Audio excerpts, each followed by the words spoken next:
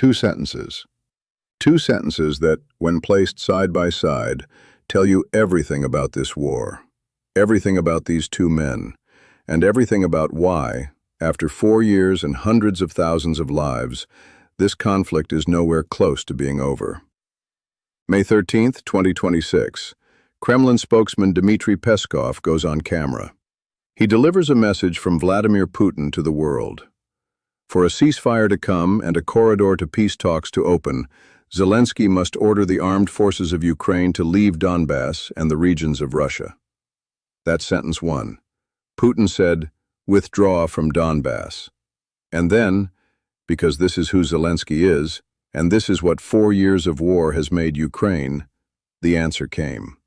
Not in those exact words, but in every action, every statement, every drone launched into Russian territory, every presidential decree with GPS coordinates of Red Square, every press conference, every interview, every telegram post, the answer has been consistent. Zelensky said, "Make us." Two sentences, one demand, one refusal, and a war that will be decided by which man blinks first. This is that story. Part 1. What Donbass means, and why neither side will give it up. Donbass. The word is everywhere in the news, but most people watching this war from outside Ukraine or Russia don't fully understand what it is, what it means, and why both sides are willing to bleed endlessly over it. Donbass, the Donetsk Basin, is a region in eastern Ukraine, roughly the size of West Virginia. Coal mines, steel mills, heavy industry built over a century of Soviet-era development. Russian-speaking in many areas. Culturally complex, a place where Ukrainian and Russian identities have overlapped and sometimes conflicted for generations. For Russia, Donbass is the justification for everything. Putin has claimed from the beginning that the Russian-speaking people of Donetsk and Luhansk were being oppressed by the Ukrainian government. He called his invasion a special military operation to liberate them. The entire moral framework Russia has constructed for this war is built on the premise that Donbass belongs, culturally, historically, politically, to Russia. For Ukraine, Donbass is non-negotiable for the opposite reason. These are Ukrainian citizens. This is Ukrainian territory recognized by international law. Giving it up would mean accepting that a larger, more powerful neighbor can invade, occupy, and claim the land of a smaller country, and be rewarded for it. As Zelensky said in August 2025, when Russia first floated withdrawal as a ceasefire condition, "We will not leave Donbass. We cannot do this. Our territories are illegally occupied." He called the proposal unconstitutional. He said surrendering the 9,000 square kilometers Ukraine still holds in Donetsk would serve as a launch pad for future Russian offensives. And then he compared it, directly, to Russia's annexation of Crimea in 2014. The first time Russia took Ukrainian land by force and the world shrugged, it encouraged everything that came after. If Ukraine surrenders Donbass now, what comes next? Part 2. How we got here, the 4 years nobody expected. Let's go back to the beginning, because the distance between where we are now and where everyone expected us to be is itself the most important part of this story. February 24, 2022. Russian tanks cross the Ukrainian border. Russian paratroopers land near Kyiv's airport. Russian missiles strike military bases across the country. Intelligence assessments from Western agencies give Ukraine's government between 72 hours and 2 weeks before it falls. Russia's plan was explicit: capture Kyiv, remove Zelensky, install a friendly government, and present the world with a conquest so fast and complete that a military response would be pointless. It didn't happen. Ukrainian forces destroyed the Russian column advancing on Kyiv. Zelensky stayed. The world rallied. Weapons flowed in, sanctions went up, and what was planned as a 72-hour operation stretched into weeks, then months, then years. 4 years later, May 2026, the situation looks like this. Russia controls roughly 75% of the Donetsk region. But controls is the wrong word for territory taken at 70 meters per day over years of grinding combat. Russia has lost equipment at a scale so severe that its Victory Day parade, the annual showcase of Russian military power, had no tanks, no missiles, no military hardware. They were all in Ukraine. Russia's economy is under unprecedented pressure. Its diplomatic isolation is deeper than at any point in modern history, and Ukraine is still fighting, not just surviving, fighting back. Ukrainian drones have struck oil refineries in Russia's Perm region. Ukrainian long-range weapons have hit targets in Yaroslavl, in Rostov, in Moscow itself. The country that was supposed to collapse in 72 hours has demonstrated the ability to strike 1,000 kilometers inside Russian territory.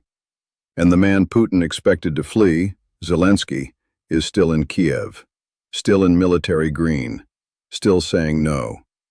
So on May 13, 2026, after 4 years of this, Russia's response is to demand that Ukraine leave Donbass before anyone sits down to talk. Putin said, "Withdraw." Zelensky said, "Make us." Part 3. The arrogance of the demand, why it reveals everything. Let's take a moment to fully appreciate how extraordinary Russia's demand actually is.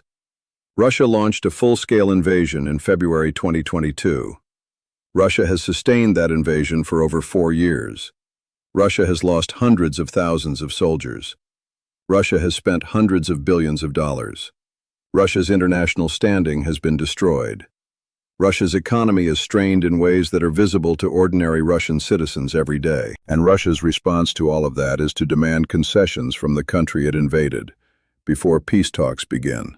Not after talks, before a single word of negotiation, before a framework is established, before any third-party monitoring is agreed, before any international guarantees are discussed.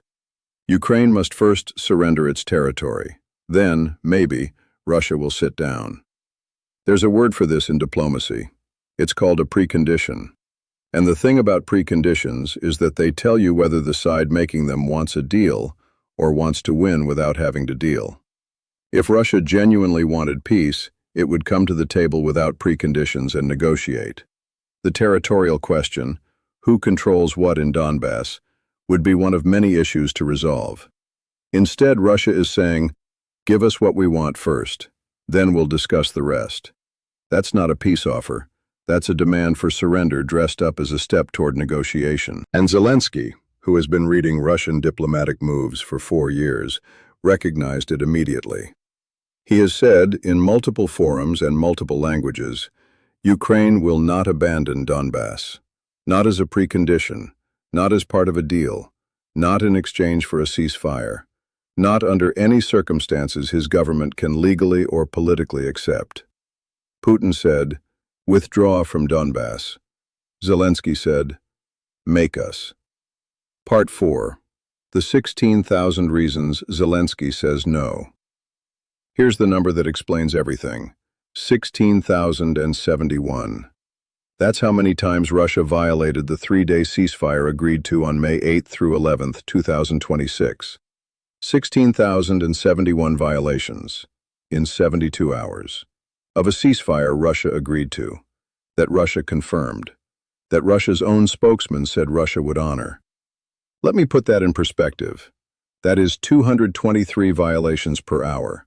That is nearly 4 violations per minute. Every 60 seconds of that ceasefire, Russia was launching drones, firing artillery, or conducting military operations that it had committed to suspending.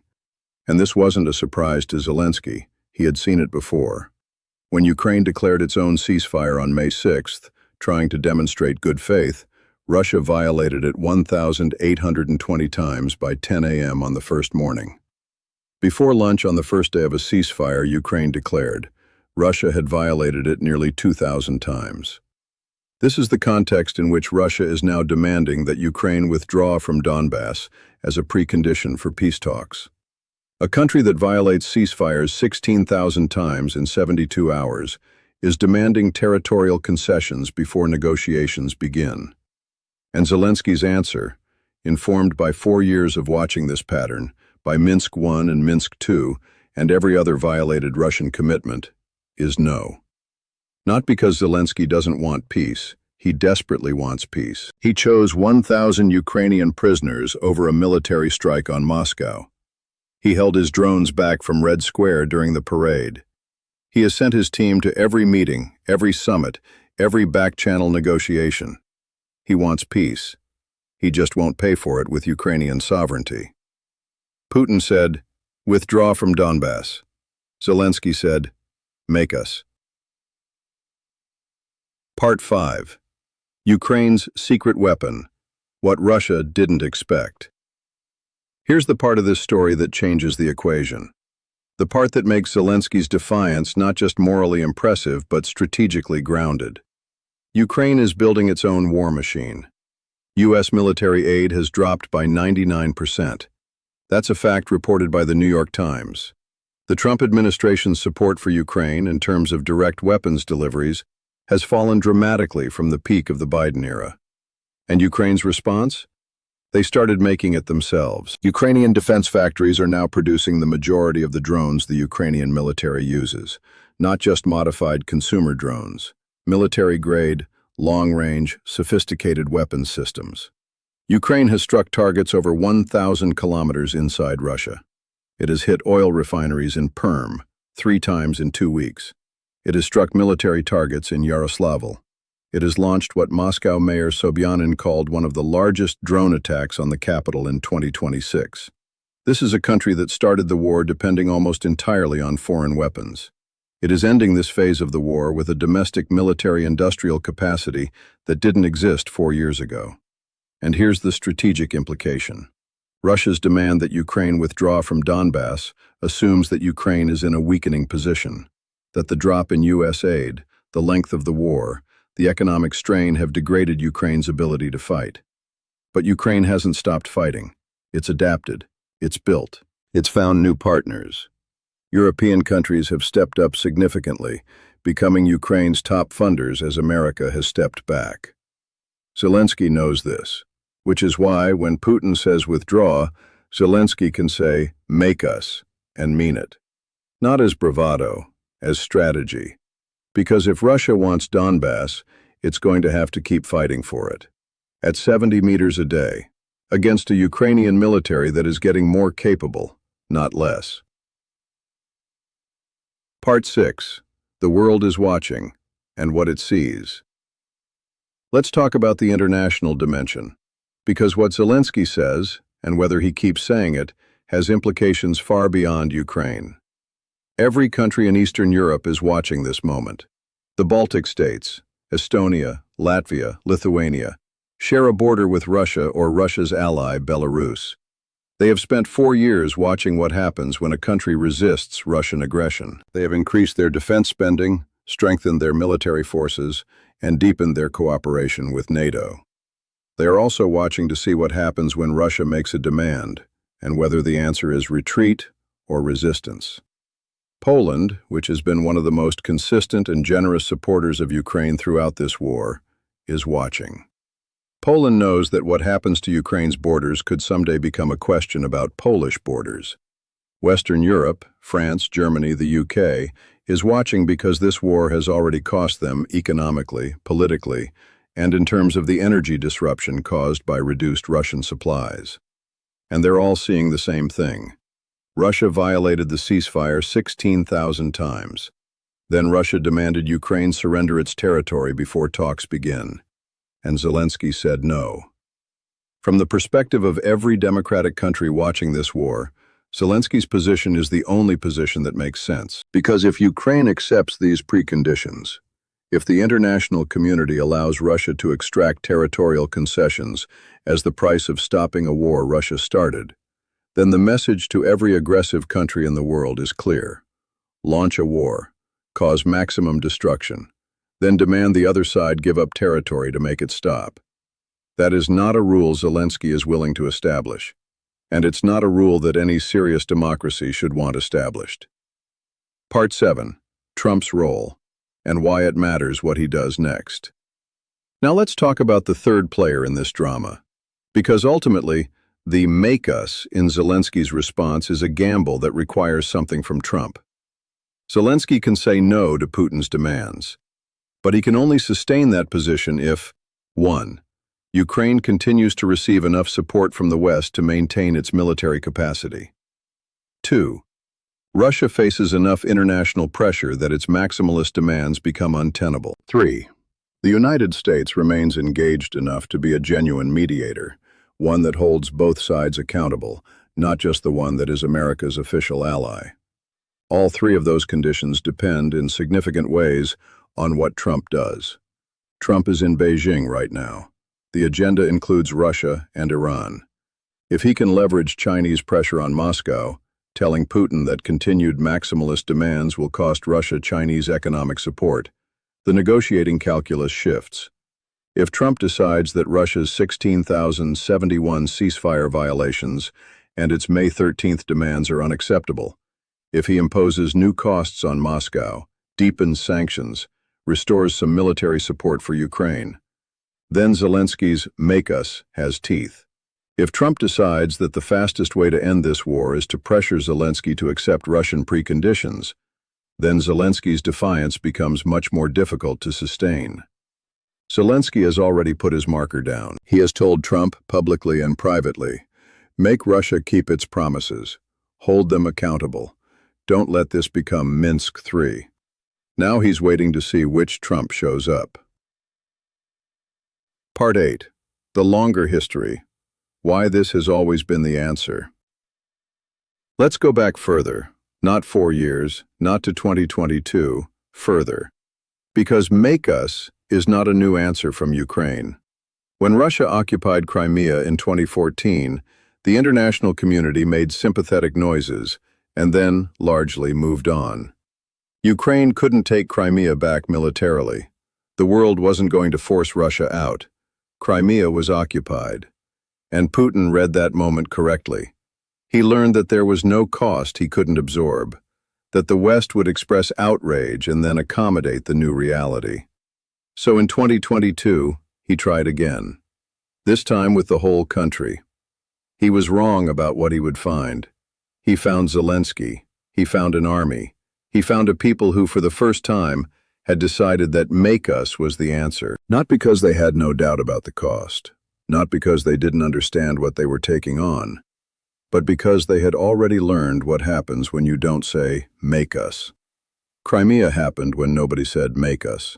Donbass happened when nobody said, "make us." The full-scale invasion happened. And now, after 4 years of saying, "make us," of paying the price of saying, "make us," Ukraine is in a position nobody predicted. Russia's army is grinding forward at 70 meters a day with no tanks left for its parade. Ukraine is striking oil refineries 1,000 kilometers inside Russia. And Zelensky is writing presidential decrees with GPS coordinates of Moscow's most famous plaza.